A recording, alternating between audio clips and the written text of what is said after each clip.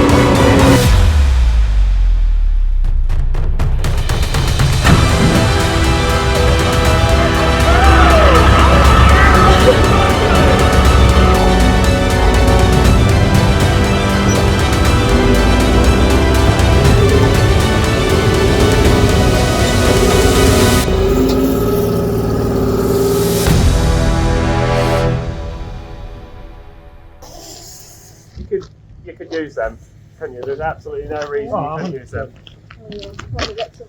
We've knocked a little bit of paint off, so I apologise about that. Right, let's have a look in the buckets. Clearly it is the buckets that were just driven over. You can see the tank tracks are still on there.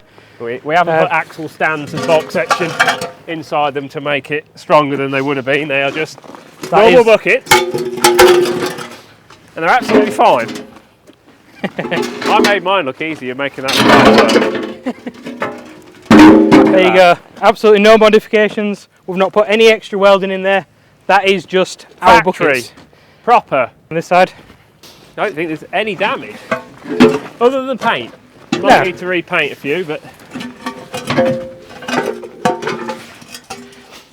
they're absolutely perfect. Nothing wrong with them. Tell you what, let's put a couple of the little ones underneath on their own. Let's see how they hold up. Let's see if the small ones can get ran over just on their own. Yeah, I think that'll be a bit evil.